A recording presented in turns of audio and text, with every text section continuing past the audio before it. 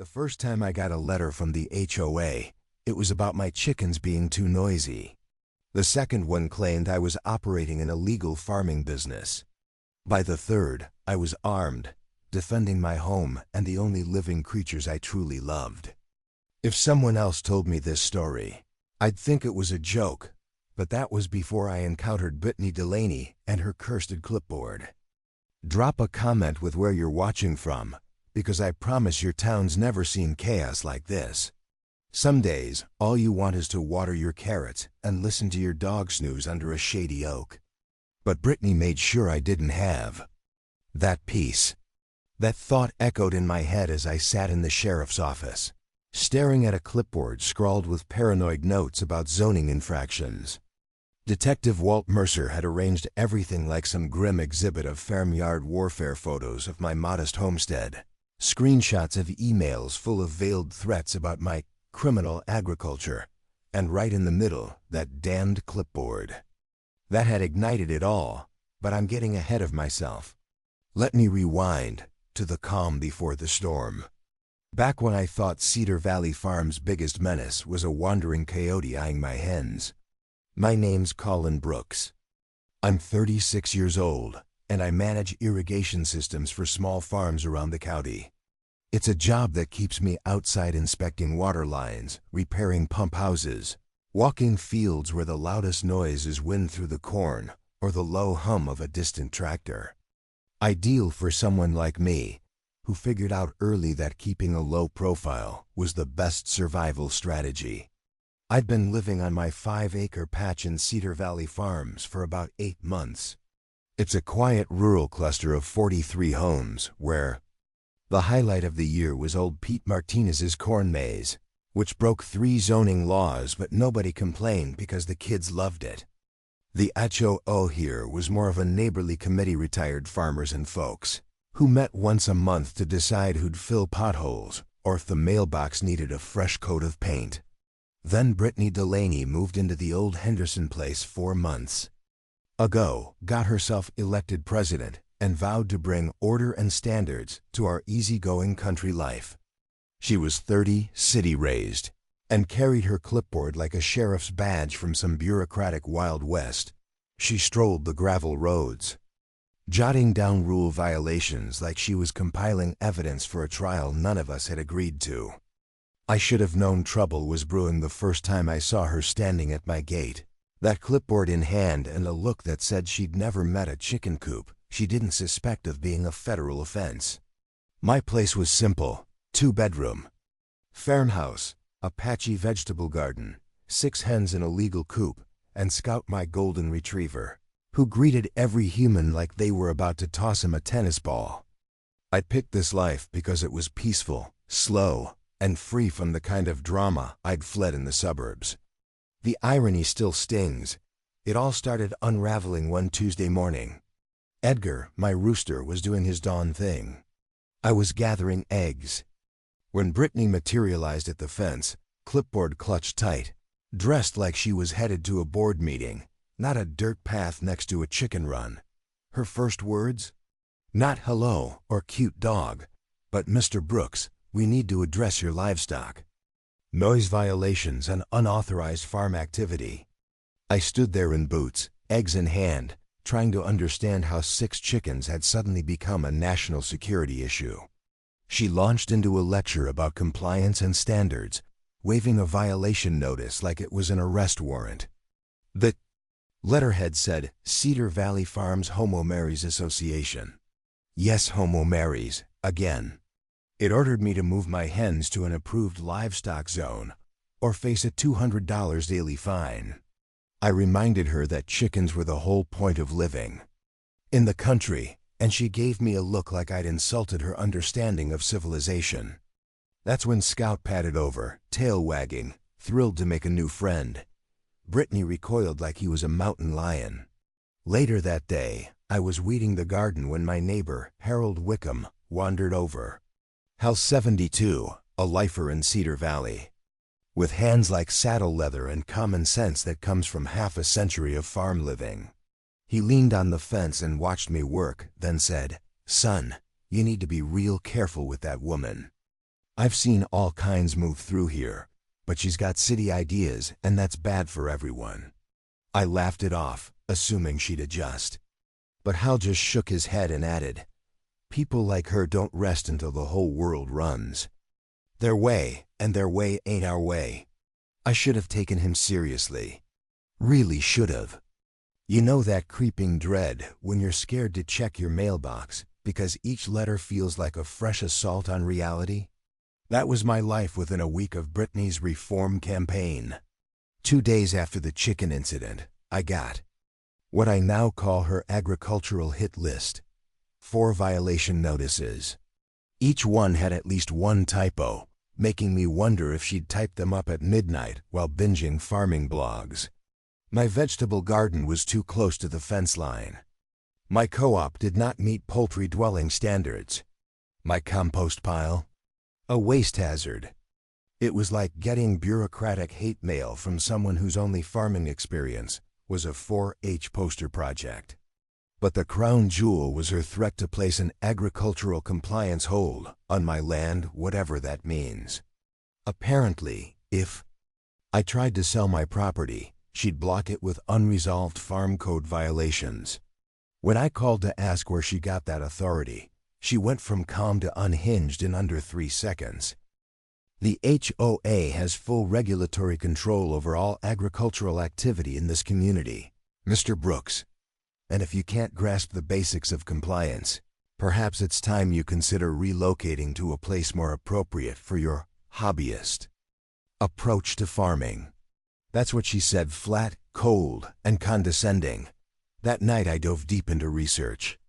Hours of reading through HOA bylaws, county regulations, and state agricultural codes made one thing crystal clear: Britney's authority was a bluff. She had no legal grounds to dictate how I raised chickens or where I planted tomatoes. The compliance protocol she kept citing didn't appear in any official rulebook I could find. With that knowledge, I decided to take the fight to her turf. The next HOA meeting. It was held in the old community barn, and about 15 residents showed up, all looking uneasy in a way that raised every alarm in my gut. These were lifelong farmers, men and women, who could rebuild a tractor blindfolded, acting like kids in a principal's office. Britney presided over the meeting like a self-appointed judge, eyes glued to her clipboard, interrupting anyone who spoke without formal recognition. When I finally got the floor and started challenging her bogus authority with actual legal citations, the room went dead quiet. I laid out everything I'd learned: how chickens, vegetable plots, and compost piles weren't violations, but foundational to rural living. Her response? Classic misdirection. Claimed she'd never received my certified letter and implied I was confused about what modern agriculture entailed. Mid-meeting, she whipped out fresh violation notices, new accusations issued on the spot.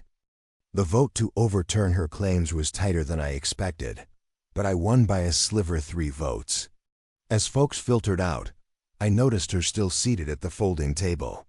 For a split second, she looked lost, small, even like someone drowning in a world she didn't understand. I felt a flicker of sympathy. Maybe she was just another city transplant trying too hard to fit in.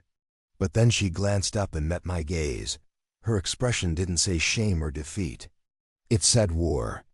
Cold, calculated hatred, the kind of look someone gives when they decide ruining your life is now personal. As I stepped outside, Hal materialized beside me like some kind of prophet in denim. "Told you," he muttered. "You humiliated her in front of folks who've been working land longer than she's been alive. People like her don't take that lightly. They don't forgive. And they sure as hell don't forget." I asked what I should expect. He sighed. "Now you're gonna learn what it feels like when someone with no clue how farms work makes it their mission to fix yours. You ever get so paranoid you hesitate to open your mailbox?" That was me, a week after the HOA meeting. Britney wasn't backing down, she was escalating. The anonymous complaints began pouring in. Calls to the county agricultural office alleging unlicensed commercial activity on my land, even though my 6 chickens and tomato patch didn't require A single permit. Animal control showed up responding to a tip about a dangerous farm dog. The inspector was confused. Scout greeted him with a tennis ball. Photos began surfacing. Grainy shots of my compost pile, the coop, my gardening shed, like someone was building a case against me in secret. When I confronted Britney about the obvious surveillance, she brushed it off as routine community compliance monitoring. Funny how no one else seemed to require that level of scrutiny. The conversation happened outside her farmhouse, the first time I saw who she really was. In under a minute, she went from fake friendly to screaming. Called me paranoid. Sighed I didn't belong in a regulated agricultural neighborhood. Then her clipboard slipped, scattering pages across the yard. I'd meant to help, stupidly polite. I guess, and saw what she'd really been recording. This wasn't compliance paperwork. It was a surveillance log. Detailed entries on when I fed the chickens, what time Scout made his rounds, when I mowed the field. Every part of my day, tracked like I was a subject in some agricultural experiment. It was creepy. And it was starting to affect Scout. He wasn't himself. My calm, easygoing farm dog became anxious, pacing near the coop, refusing to go by the back fence, eyes constantly scanning, ears perked like he was waiting for something bad to happen. The vet couldn't find anything wrong, just said dogs are sensitive to energy shifts. That's when I installed security cameras around the property. What they captured made my skin crawl. Night after night, Britney and another woman, someone I couldn't identify, trespassing. They shined bright lights at the coop to stress the birds, tossed foul-smelling things near Scout's favorite spots to repel him, moved tools from their usual places just to disrupt my work. It was a campaign of psychological sabotage. I had no choice. I printed stills from the footage, marched straight to Britney's house, and knocked. When she answered and saw the photos, her face flickered, just for a moment, with something like fear. Real fear. She'd been caught doing something indefensible in any community, let alone one full of people who value privacy and land stewardship. Maybe I got a little overzealous with the compliance efforts, she said, voice small. And for a brief second, I thought we might resolve this. That maybe she'd seen the line she'd crossed. But then she squared her shoulders, narrowed her eyes, and hardened into the woman I'd come to dread. You brought this on yourself, she snapped, her voice rising like a warning bell. You embarrassed me in front of the entire farming community, she hissed, her voice low but seething. And now you're going to find out what happens when you cross someone who actually understands what this valley needs.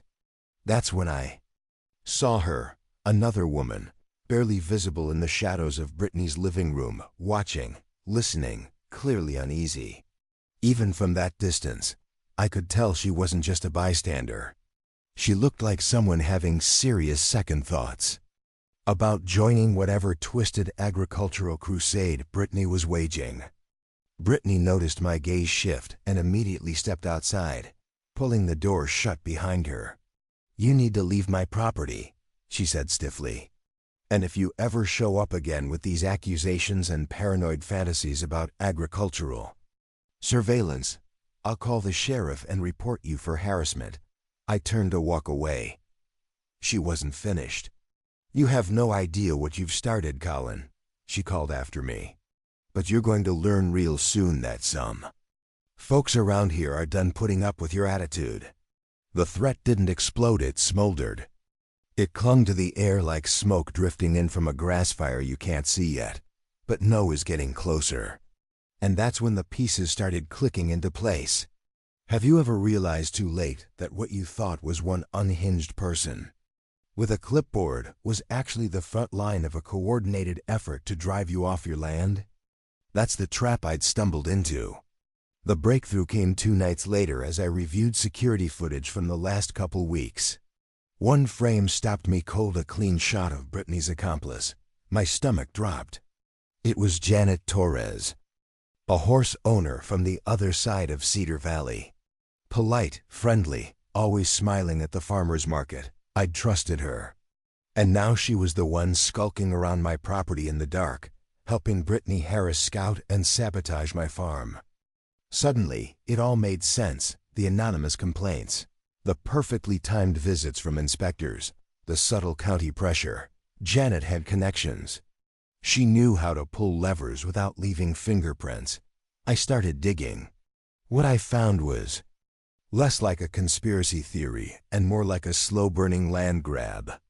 Over the past 8 months, 4 families had quietly sold their farms and moved out of Cedar Valley, each one after mysterious compliance issues erupted out of nowhere. Fines, warnings, inspections, community shaming.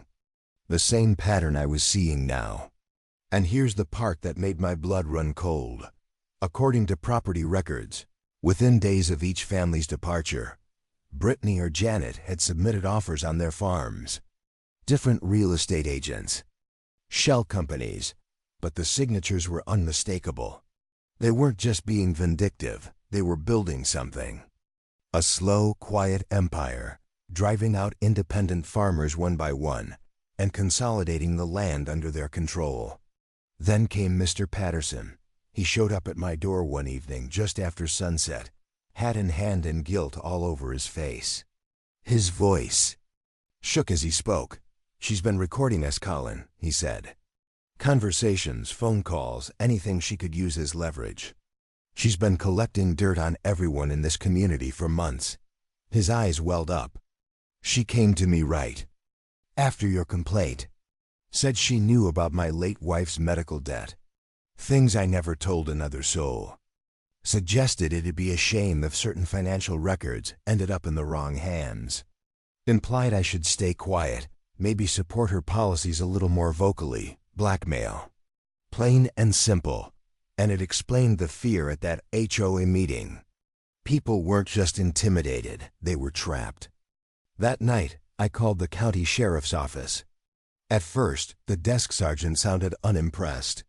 Until I mentioned that what I was facing wasn't just harassment, it was a systematic pattern. Coordinated intimidation of farming families. Suspicious property acquisitions. A possible criminal conspiracy. That got their attention. They connected me with Detective Walt Mercer, a 25-year veteran who grew up farming before he joined law enforcement. I laid everything out, the surveillance, the threats, the patterns of land acquisition, and the forced sales. He listened without interrupting. When I finished, he was silent for a long time. "Mr. Brooks," he finally said, "this isn't some HOA spat. What you're describing is organized criminal harassment, intimidation, and possibly real estate fraud. That's serious, but proving it won't be easy, and you could be putting yourself at serious risk. People like this, when they realize they're being investigated, they tend to get reckless, desperate." He told me to document everything. "Keep the cameras running, stay alert, and be prepared. Out here," he said, "helps 20 minutes away on a good day. You need to be ready to defend yourself and your land until we have enough to shut them down." I should have been terrified. And a part of me was, but mostly, I felt relief. Someone in authority finally believed me. Finally understood that this wasn't some misunderstanding, it was a criminal operation, and I was its current target. As I hung up, Scout padded over and rested his head on my lap. His eyes met mine, calm, steady, loyal. That dog had never needed words to remind me why I was fighting. This was our farm, our land, and we weren't going to be run off. Britney and Janet had picked the wrong farmer to mess with. But you know the moment when something stops being just harassment and turns into genuine evil? That happened the night I found Scout pinned against the barn, a deep, bleeding gash on his side, and Britney standing in my backyard holding a piece of broken fence wire like it was a weapon. I'd spent that evening fixing an irrigation pump at the Morrison place, 10 miles east. Lightning had fried it the week before, and rural irrigation can't wait. If the water stops, crops die. It was nearly 11:30 p.m. when I rolled into my driveway, tired but looking forward to a quiet end to the day. Just a quick check on the chickens, fresh water for Scout, then bed. But Scout didn't come running. He always came running. Instead of Scout's usual happy bark greeting me, I heard something that stopped me cold, an awful sound coming from behind the barn. It was part panicked whimper, part aggressive shouting. Someone was yelling in a harsh, commanding tone. I grabbed a flashlight from the truck and ran. What I saw made me physically sick with rage. Scout was cowering against the side of the barn, a deep, bloody gash torn along his ribs. 10 feet away stood Britney, holding a twisted piece of fence. Wire sharp, rusted, and stained with what looked like blood. She was yelling at him like he was a wild animal, demanding he learn discipline and stay back. Scout had never been aggressive, not once in his life. But when she saw me coming, she actually raised the wire like she was ready to use it on me too. "Your dog attacked me," she said, her voice full of phony outrage. "I was conducting a legitimate agricultural inspection when your vicious animal came at me. I had to defend myself. An inspection at midnight. After climbing over my fence with a weapon."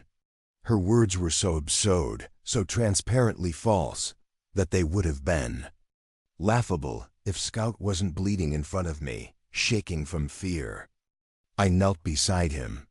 He tried to lick the wound, whimpering softly, and that's when I saw the rest of it. The chicken coop had been broken into. Feathers littered the ground.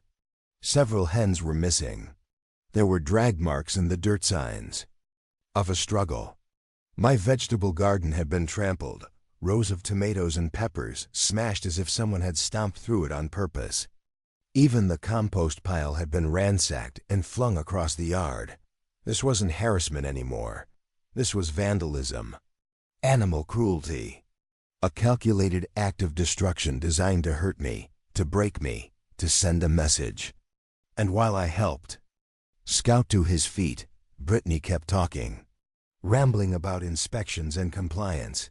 Her voice edged with something new, not just anger or self-righteousness, but a sick kind of glee, like she was savoring the chaos she'd created. "You brought this on yourself," she said, still gripping that bloody wire. "I tried to work with you, Colin, tried to help you understand community standards, but you had to be difficult. Had to humiliate me, so now we're going to do this my way. And I promise you're not going to like what happens next." I told her I was calling the sheriff. She laughed. "Go ahead. Tell Walt Mercer you're being harassed by someone conducting legitimate agricultural inspections. See how far you get when I show him all the documentation of your violations." That's when I saw Janet Torres step out from behind the barn. She'd been hiding, watching, holding a camera, recording everything. But when she noticed me looking at her, she quickly tried to conceal the equipment. "Janet," I said, "you really gonna let her destroy my farm and hurt my dog over HOA violations?" She looked shaken, like someone who'd just realized they'd gotten in way over their head. But she didn't say a word. Britney turned to her, her voice dropping into that same authoritarian tone I'd heard her use at meetings. "Janet knows this is necessary for the good of the entire community," she said. "Don't you, Janet?" Silence. I'd had enough. "You've got 60 seconds to get off my property," I said. "Both of you. Or I'm calling 911 and reporting you for trespassing, vandalism, and animal cruelty." Britney dropped the wire and stepped back, but her face said this wasn't over. This was a retreat, not a defeat. "You have no idea what you started tonight, Colin," she said as they walked toward the road. "But you're about to learn just how far some of us are willing to go to solve the problem you represent." As they disappeared into the darkness, I stood there, holding Scout, surrounded by the wreckage of my own land, my home, trying to process what had just happened, trying to understand the depth of the sickness I was facing. About 10 minutes later, I saw movement at the fence line. It was Hal. He looked like he'd been watching the whole thing, waiting until they left before approaching. "How bad is it?" he asked, voice low.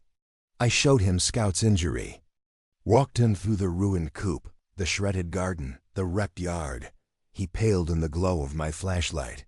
"Son," he said slowly, "in 40 years of living through neighbor disputes and farm drama, I've never seen anything like this. That woman isn't just trying to enforce rules, she's dangerous. And if she's willing to hurt an innocent dog and destroy a man's livelihood..." He trailed off, shaking his head.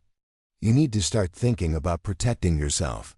This kind of behavior, it doesn't stop on its own, it escalates. Until someone ends up seriously hurt, there are sounds that stay with you. One of them is the high-pitched, agonized scream of a dog you love being hurt in the middle of the night, echoing through the quiet darkness of your land." I'll never forget it. It was 2:30 a.m. I hadn't been sleeping well for weeks, partly from stress, partly because I'd trained myself to sleep light, always half listening for footsteps, for vehicles, for anything that might mean Britney and Janet were back. So when Scout let out that horrible yelp different from his usual bark, something raw and terrified, I was out of bed and moving before my mind even caught up. I threw on my boots and grabbed the flashlight, heart pounding with a kind of fear I hadn't known before. When I stepped outside, the night was dead quiet except for the awful, high-pitched yelping in the distance. Scout wasn't in any of his usual spots near the house or barn. The sound was coming from deeper in the property, past the chicken coop, toward the area where I kept my farming equipment. As I ran, I picked up other noises, voices, at least 2 people. Metal clanging against metal. They weren't just trespassing. They were doing something. Something that was clearly terrifying Scout, and the tools they were using suggested this wasn't spontaneous. It was planned. What I found at the back of my property stopped me cold. Scout was trapped in a makeshift cage crafted from my own farming gear. Sections of fencing and gate hardware had been rigged into a crude prison, secured with heavy-duty locks. He was bleeding from a dozen small wounds, like he'd been poked or slashed with something sharp. His water bowl sat just outside the cage.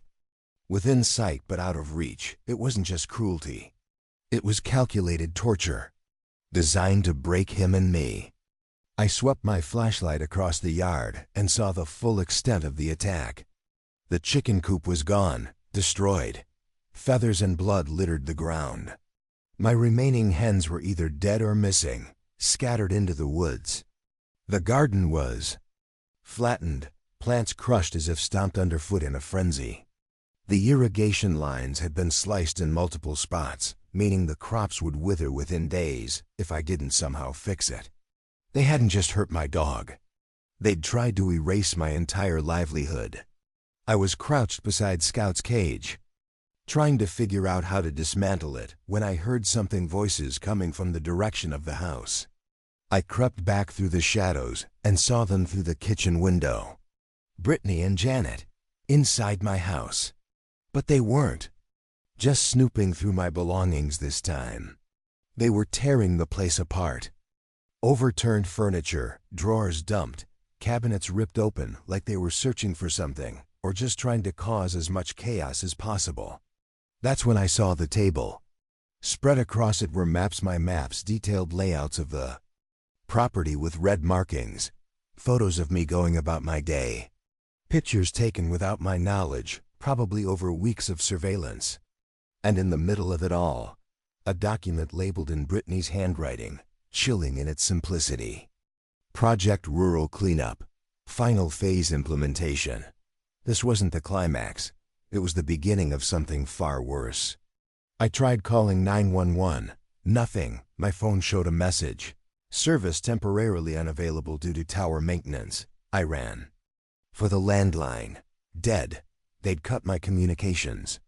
This was no act of desperation or anger. It was a surgical strike, designed to isolate, disorient, and break me.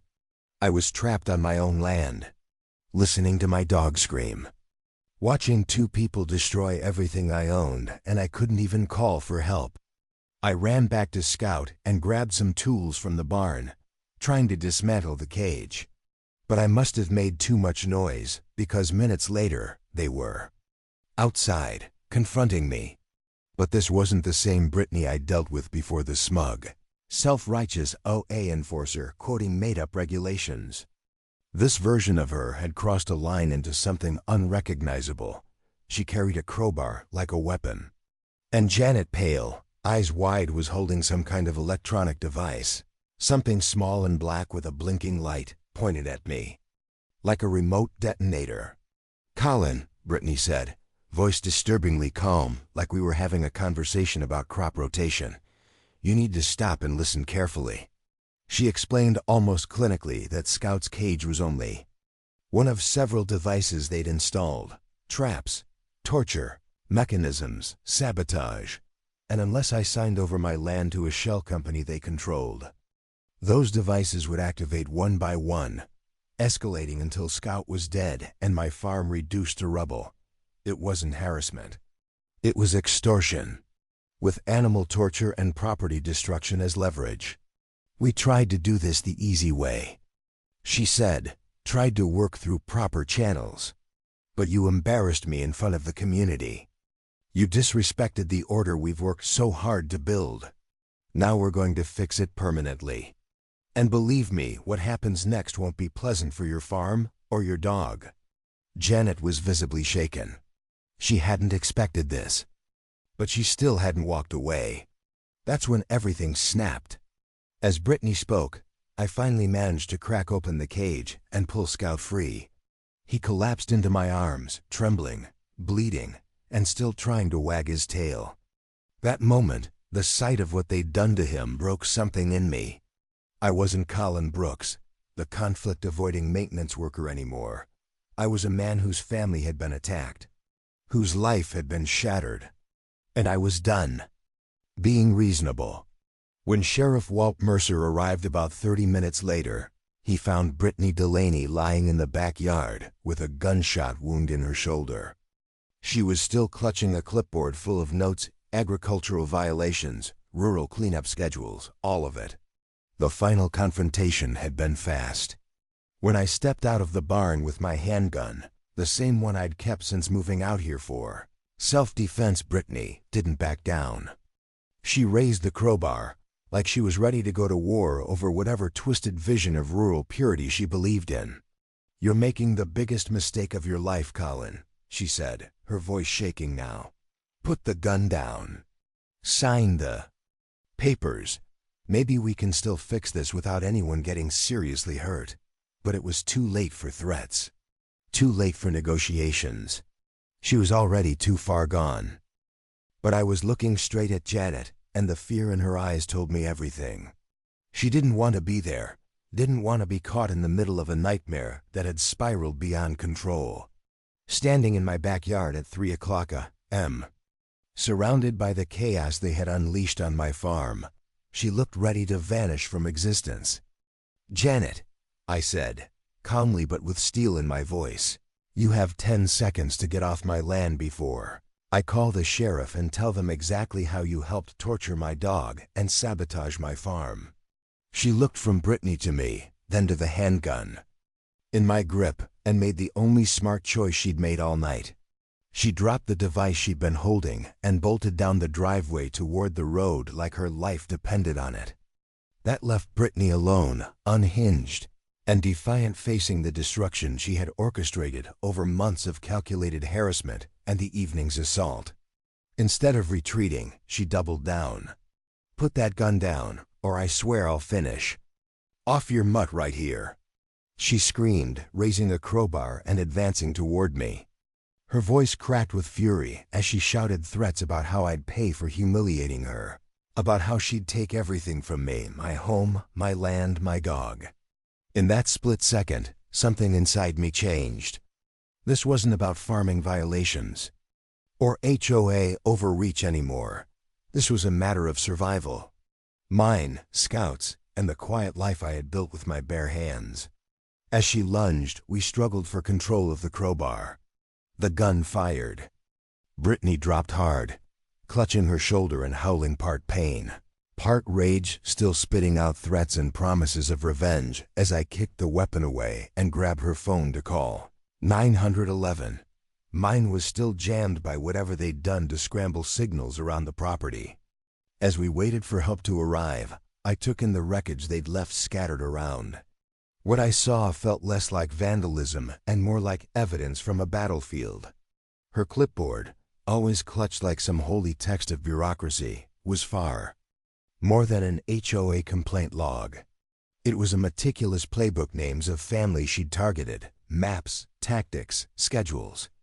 It read like a strategy manual for psychological warfare and property seizure. Her goal wasn't order, it was domination. Every harassment campaign, every complaint filed, every fence cut or co-op burned, had been part of a broader plan to drive out farmers and snatch up land cheap. My name sat atop a list marked priority removal targets, with notes on my mental state, daily routine, and weaknesses she could exploit. It was chilling in its precision and monstrous in its ambition. When Sheriff Walt Mercer arrived, he wasn't alone. 2 deputies, a paramedic crew, and what looked like a rural CSI team rolled in behind him. I knew then that someone, somewhere, had finally taken my past reports seriously. Walt didn't waste time. He walked the scene, surveyed the trashed irrigation system, the wrecked chicken coop, the makeshift cage they'd used on scout, and the damning documents left behind. After 10 minutes, he looked at Britney, still screaming on the ground, and said, "Ma'am, you have the right to remain silent. And I strongly advise you use it, because this looks like a full-blown criminal conspiracy." His tone was calm, but final.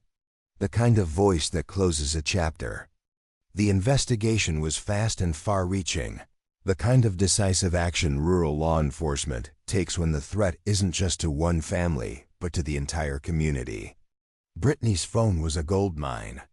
Months of text between her and Janet revealed coordinated attacks, surveillance rotas, lists of false claims filed, financial projections for their land grab.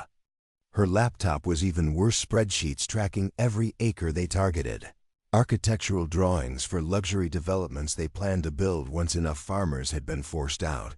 But the final nail? Video files. Footage of them creeping onto farms at night, setting traps, vandalizing equipment, evidence meant to blackmail each other or pitch to investors, now turned into airtight proof of criminal activity. Janet didn't get far.